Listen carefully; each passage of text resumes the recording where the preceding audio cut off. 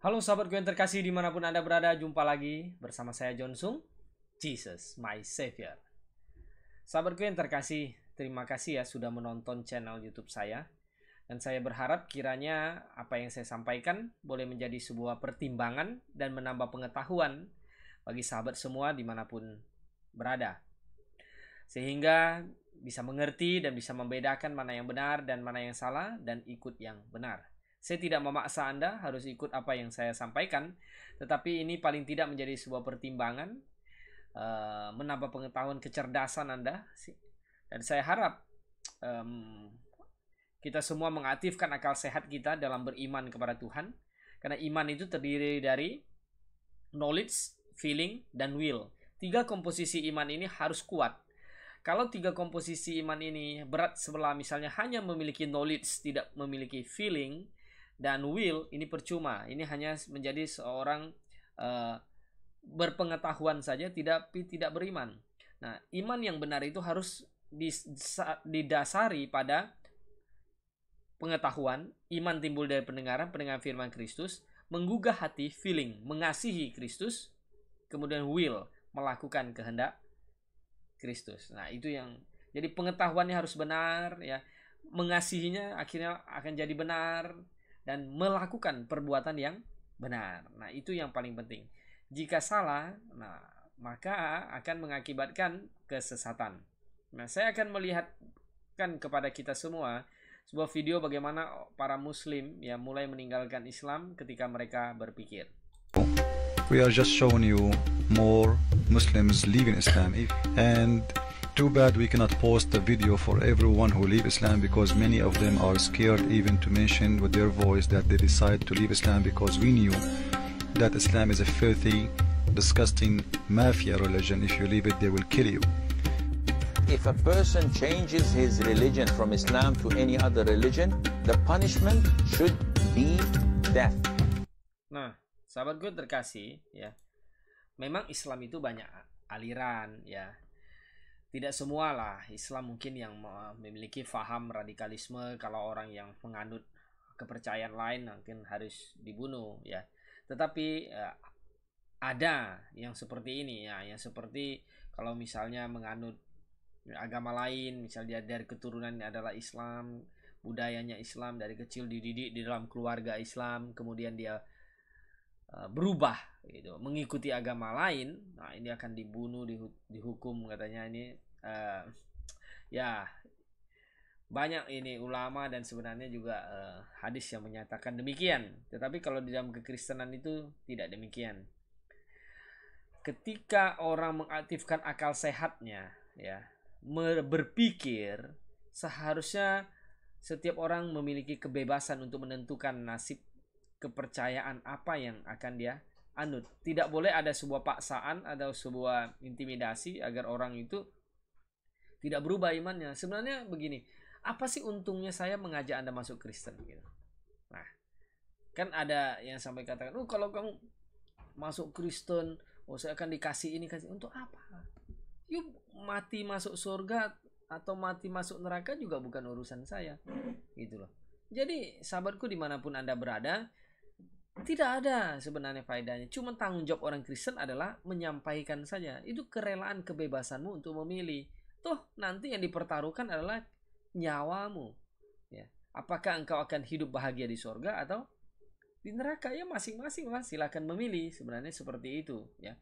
Nah, mengapa orang banyak pindah ke Amerika, kemudian ada nilai kebebasan, dihargai setiap pemikiran dan setiap imannya? Sampai di sana mereka berubah.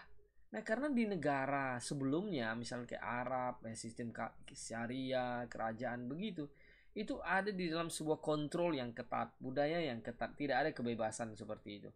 Nah, ketika orang mengaktifkan akal sehatnya, dia pindah, dia sekolah ke tempat yang negara yang maju, mulai mengerti dan membandingkan antara budaya lama dengan budaya ya yang luar, penuh dengan penghargaan, toleransi, kebebasan ya. Sehingga beragama tidak ada ketakutan ya, mau pilih agama apapun ya terserah masing-masing sesuai dengan pilihannya. Nah, disitulah mereka mulai berpikir bagaimana sih gitu. agama yang benar dan bagaimana sih sebuah budaya yang tidak benar. Ya, coba kita lanjutkan. So we are so happy to see Muslims leaving Islam because of we showing them what Islam is about. Christ is our support, and in our Lord we trust. Amen. Many Muslims take it as a personal insult when you step out and step away from the religion, and I understand why they think that it is, but I think it's extremely it creates a situation where people are afraid to speak their minds, where dissent isn't really respected on any level. Many here asked not to be filmed.